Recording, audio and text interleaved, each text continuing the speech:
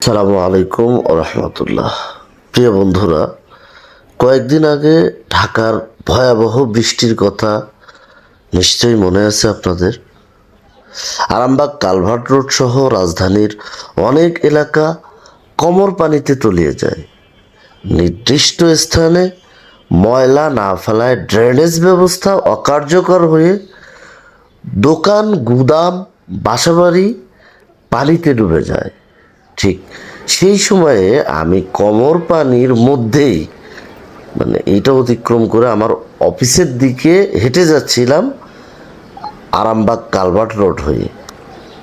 হঠাৎ চোখে পড়ল পরিবার বঞ্চিত এক বৃদ্ধ মানুষকে।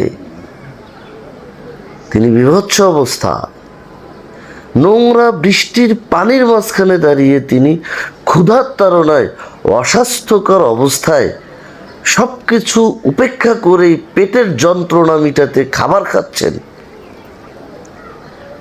ফুটপাতের এক কোনায় দাঁড়িয়ে, দৃষ্টিটাকে আড়াল করে। সেদিন মনে হয়েছিল এই দৃশ্যটা যদি আমি না দেখতাম, বিশ্বাস করুন চোখের পানি ধরে রাখতে পারিনি।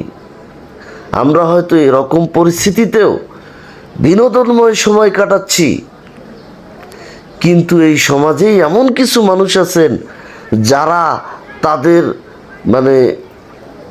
জন্য ক্ষুধাটাই সবচেয়ে বড় মনে করেন। এটাই বড় বাস্তবতা।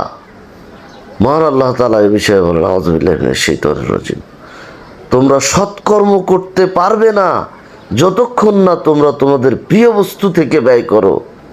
প্রিয় বন্ধুরা, সূরা আলে ইমরানের এটা 92 নম্বর আয়াত, 3 নম্বর সূরা। আমরা একটু কতটা জ্ঞানমূলক কথা, চিন্তাশীল কথা একবার মনে করে দেখি।